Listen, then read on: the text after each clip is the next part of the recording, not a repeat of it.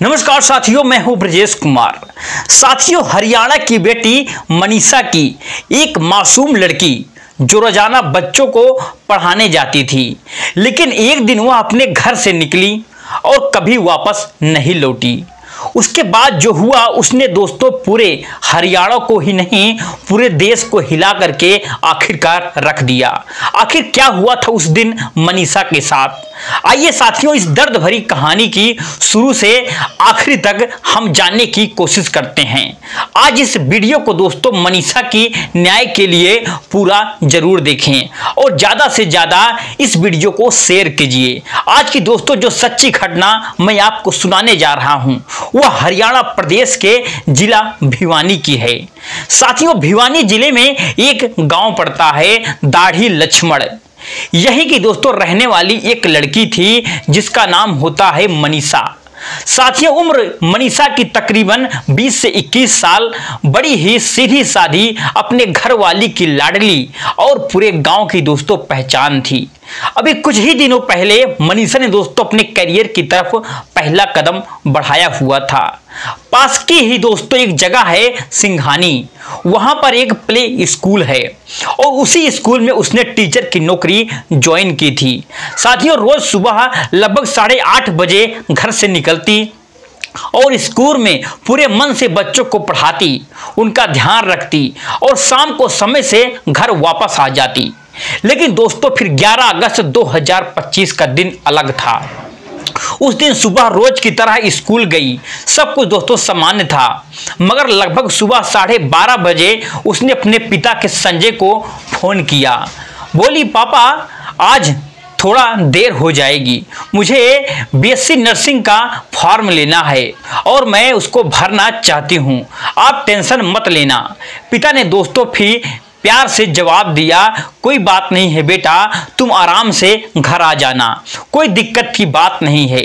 यह बातचीत यही दोस्तों खत्म हो जाती है और संजय को दोस्तों जरा भी अंदाजा नहीं था कि यह उनकी बेटी की उनसे आखिरी लंबी बातचीत साबित हो सकती है।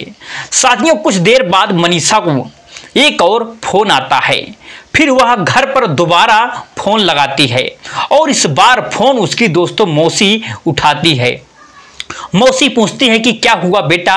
मनीषा कहती है कि मौसी जी, मैंने एक सूट ऑनलाइन ऑर्डर किया था, डिलीवरी वाला कभी भी वह घर आ सकता है, आप उसे ले लेना। साथियों, मौसी थोड़ी व्यस्त थी, बोली, अरे बेटा हम तो अभी काम में लगे हुए हैं, घर पर भी नहीं हैं, तू ऐसा करो अपने दादा का नाम बता देना, डिलीवरी वाला आकर के सीधा दादाजी को दे देगा। ठीक है मौसी जी, मनीषा दोस्तों मुस्कुरा करके बोलती है और फोन रख देती है। उसके बाद वह फिर से दोस्तों अपने स्कूल के कामों में लग जाती है और फिर बच्चों को पढ़ाने लग जाती है। जैसे ही दोपहर के लगभग दोस्तों 2 से 2:30 बजते हैं, रोज की तरह विद्यालय की दोस्तों छुट्टी होती है।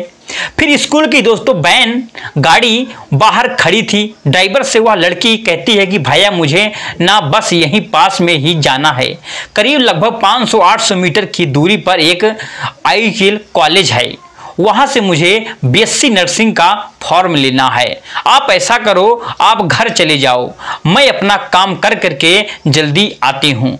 उसने दोस्तों कहा, ठीक है बहन जी, आप जैसे कहो, और फिर वह गाड़ी लेकर साथियों चला जाता है।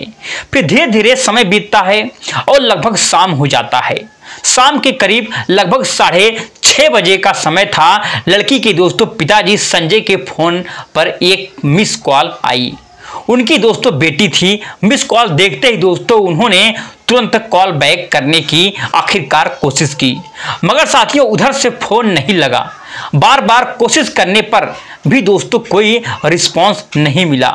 लगभग 6:30 बजे मेरी घंटी बजी, उसका कट गया।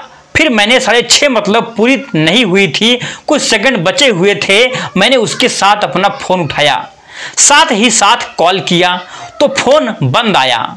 उसका। अब घर के भीतर दोस्तों बेचैनी फैलने लगी। सब सोचने लगे कि आखिर बेटी इतनी देर क्यों कर रही है, वह तो कभी भी इतना लेट नहीं होती थी। साथियों, परिवार वाले आपस में चर्चा करने लगे कि अब क्या किया जाए, क्या ना किया जाए। तभी संजय ने दोस्तों ठान लिया कि जितनी जल्दी हो सके मुझे वहीं जाकर के देखना होगा, और वह तुरंत दोस्तों सिंघानी की तरफ निकल पड़ी। वहां जाकर के उन्होंने सबसे पहले उस प्ले स्कूल के स्टाफ से बातचीत की जहां उनकी बेटी काम करती थी। उन्होंने पूछा, भाई साहब, मेरी बेटी आज घर नहीं पहुंची है, आपको कुछ जानकारी है कि वह कहां गई है? लेकिन साथियों, किसी को कोई ठोस जानकारी नहीं थी। चिंता और दोस्तों बढ़ी जा रही थी। संजय ने 112 नंबर भी डायल किया और पुलिस से मदद मांगी। कुछ ही देर में दोस्तों पुलिस मौके पर आखिरकार पहुंची। गाड़ी में दोस्तों ESI अनूर, कांस्टेबल पवन और ASP धर्मेंद्र मौजूद थे। अब दोस्तों उम्मीद थी कि पुलिस गंभीरता से आखिरकार तलाशेगी शुरू कर देगी, लेकिन उसके दोस्तों रवैया ने संजय का दिल दोस्तों तोड़ दिया। साथियों, बातचीत में उन्होंने बेहद ही गैर जिम्मेदाराना और शर्मनाक बातें कही। तुम्हारी लड़की भाग गई है और कहीं गई है। जब संजय ने दोस्तों यह बातें सुनी तो वह बहुत ही गुस्से में आ गया। भाग भूग गई होगी, वह आ जाएगी, एक दिन के अंदर, 2-4 दिन के अंदर तो पक्का वह आ जाएगी। बोला, क्यों घबरा रहे हो आप लोग? यह बात हो के फिर मैं उसको बोला कि सर, मैं कहाँ, यह तो कोई बात नहीं है, इस काम के लिए नहीं आए आप यहाँ पे। जिस काम के लिए आए हो ना, वह काम चुपचाप करो। यहाँ पर उसने तुरंत दोस्तों रिएक्ट किया। लेकिन साथियों, उसके रिएक्शन के बाद भी जहाँ जहाँ पुलिस ने तलाश करनी थी, जितनी ईमानदारी और जितनी शिद्दत के साथ काम करना चाहिए था, वह उन्होंने वैसा बिल्कुल नहीं किया। साथियों, उन्होंने बस थोड़ी बहुत औपचारिकता निभाई। जब वे लोग आइडियल कॉलेज पहुंचे तो वहां के स्टाफ से मिले तो पुलिस वालों का दोस्तों अंदाजा देख करके हैरान थे। वे ऐसे दोस्तों हंसी मजाक कर रहे थे कि पीठ पर हाथ मार रहे थे जैसे वर्षों पुरानी जान पहचान हो। वहीं दोस्तों दूसरी ओर एक पिता अपनी बेटी को लेकर के बिल्कुल परेशान था। साथियों, पुलिस वाला उनके साथ कोई बातचीत की है। बोला, जी ठीक है, कोई नहीं, फिर मिलेंगे, हम वहां आ गए हैं। हाँ, ऐसे कंधे पे दोस्तों हाथ मार के वह बोले, जी कोई नहीं पापा, फिर मिलते हैं जी, घर बैठने के लिए मिलेंगे आपस में। ऐसे से दोस्तों बातें हुई उनकी। कुछ आखिरकार रात के लगभग दोस्तों 10 बज गया था। तब दोस्तों उन तीनों पुलिस वालों ने संजय से कहा, हमने तो अपनी तरफ से पूरी कोशिश की, जैसा कि आपने देखा। अब आप एक काम कीजिए, नजदीकी लोहारू थाने जाइए और वहां जाकर के आप FIR दर्ज कराइए।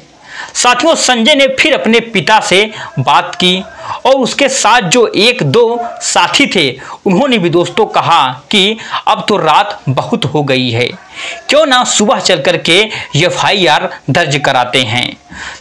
सब ने सोचा कि सुबह जाकर के हम देखेंगे। फिर भी रात में जितना हो सकता है उन्होंने दोस्तों खुद अपनी तरफ से तलाश करने की आखिरकार कोशिश की। साथियों, फिर 12 अगस्त 2025 की सुबह लगभग 9 बजे का समय था और उसी दिन संजय सिंह अपने परिवार के कुछ चाचा और करीब 1-2 साथियों के साथ दोस्तों थाने पहुंच गया। साथियों, उसने पुलिस को बताया कि उसकी बेटी लापता हो गई है, कल से गायब हो गई है। लेकिन दोस्तों यह सुनकर भी पुलिस ने फुर्ती नहीं दिखाई। सुबह से शाम हो गई, कब पूरा दिन निकल गया, कब रात के लगभग 7 से 8 बज गए, किसी को पता ही नहीं चला। साथियों, फिर संजय को बस थाने में इधर उधर चक्कर कटवाने जा रहे थे। आखिरकार साथियों देर रात को FIR दर्ज की गई।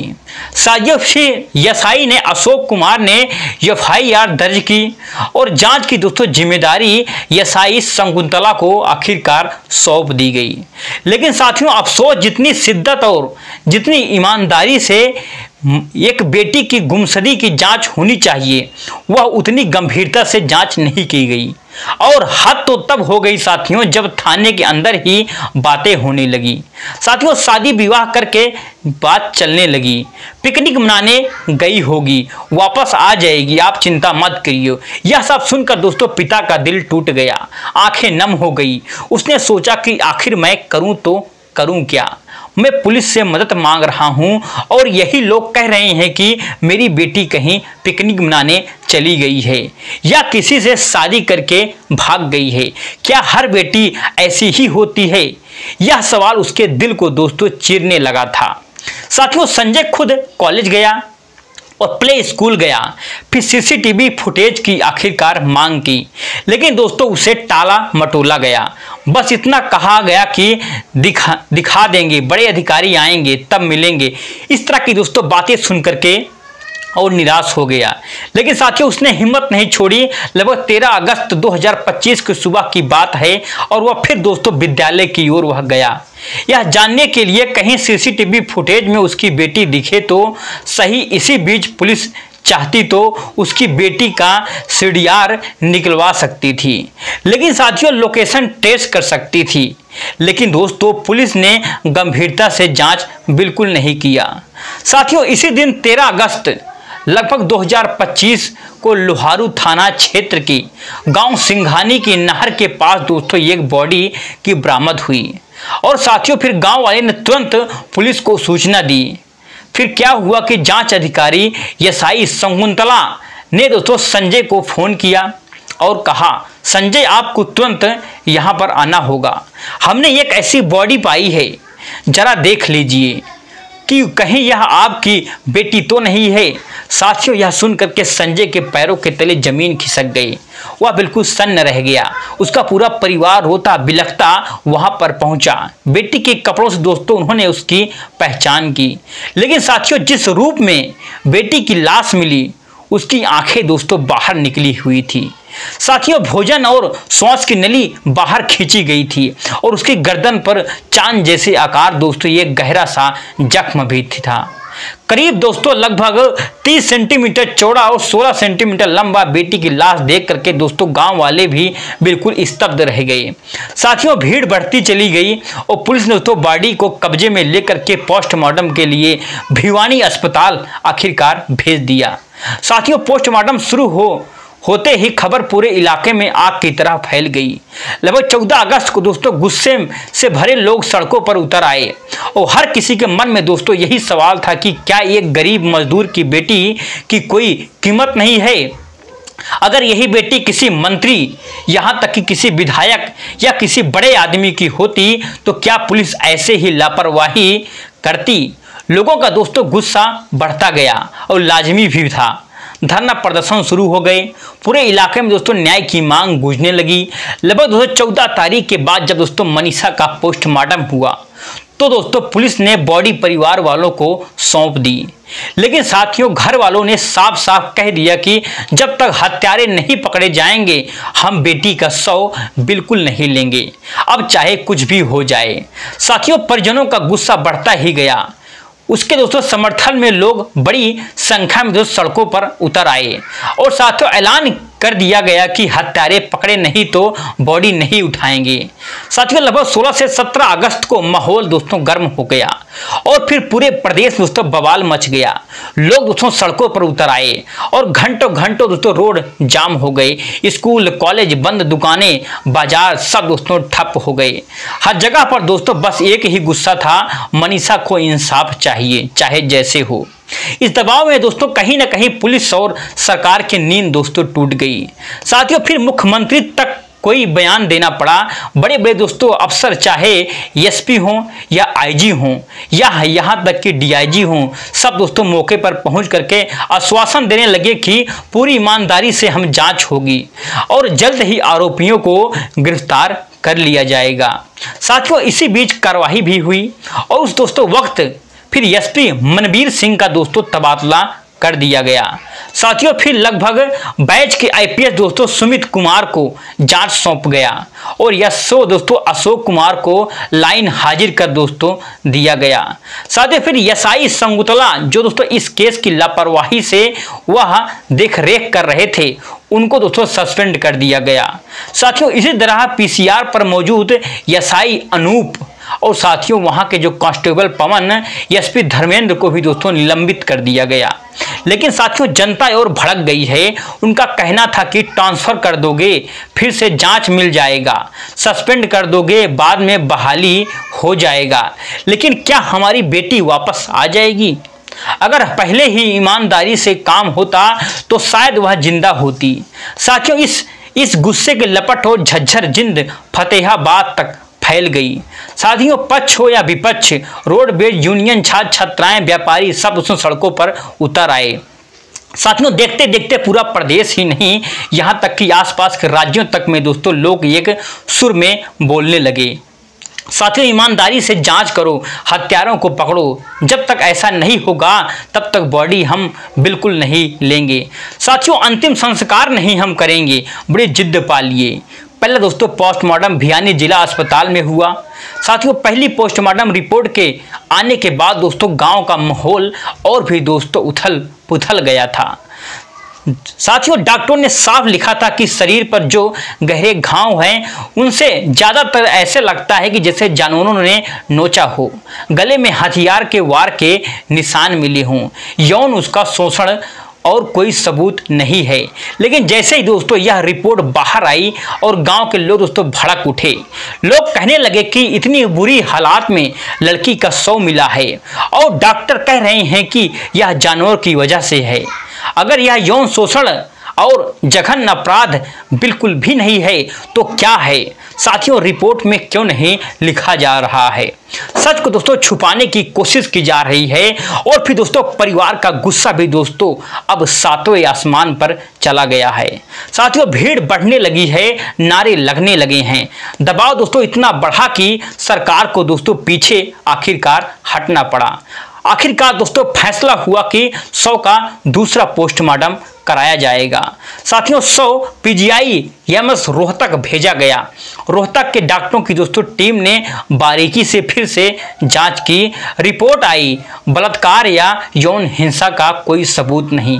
गर्दन और शरीर पर जो चोटें दिख रही हैं हथियार से नहीं बल्कि जानवरों के नोचने जैसे की निशान है। लेकिन साथियों इस बार एक और चौंकाने वाली बात सामने आई है।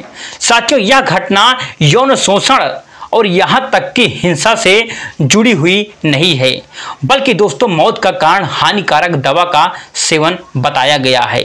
साथियों यह रिपोर्ट आते ही दोस्तों गांव में और ही बड़ी हलचल मच गई और गांव वाले दोस्तों यह मानने तैयार नहीं थे कि उसके बाद जब मामला लगातार बढ़ता चला गया तो 18 अगस्त 2025 को दोपहर के दोस्तों आसपास सोशल मीडिया पर दोस्तों ये पत्र बहुत ही तेजी से आखिरकार वायरल होने लगा। साथियों हालांकि इससे एक दिन पहले डॉग स्क्वाड और पुलिस की टीम ने नहर के आसपास का दोस्तों पूरा इलाका जहां से बॉडी मिली थी छान मारा था और हर जगह दोस्तों जांच पड़ताल हुई लेकिन कोई ठोस सबूत नहीं मिला। साथियों कहा जा रहा है कि कुछ सबूत छुपाने की भी कोशिश की जा रही है लेकिन दोस्तों कहीं अहम सुराग ऐसे थे ही नहीं जिन्हें दोस्तों आसानी से जुटाया जा सके। और 18 अगस्त को जब सोशल मीडिया पर दोस्तों वो पत्र वायरल हुआ और पत्र में दोस्तों लिखा था कि सॉरी मम्मी पापा, मेरी वजह से आप दोनों को तकलीफ में नहीं देख सकती हूँ। आपने मेरे लिए बहुत कुछ आखिरकार ज़िंदगी में किया है। मैं कभी गलत नहीं थी और न ही मैंने कुछ गलत काम किया है। बस मैं आपके सपने पूरे करना चाहती थी। मैं बीएससी नर्सिंग कर रही थी क्योंकि नर्सेट क्रैक करके नर्सिंग ऑफिसर बनना चाहती थी ताकि आप दोनों का सपना पूरा कर सकूं। लेकिन मैं आप दोनों पर बोझ नहीं बन सकती हूं। अगर मैंने आपको कहीं दुख दिया है तो मुझे माफ़ कर दीजिए। आप दुनिया के सबसे हमारे अच्छे माता पिता हो। मुझे ज़िंदगी देने के लिए धन्यवाद। साथियों ये थी घटना। आपको कैसी लगी? अगर आपको अच्छी लगी हो तो वीडियो को लाइक, चैनल को सब्सक्राइब करना ना भूलिए। जय हिंद।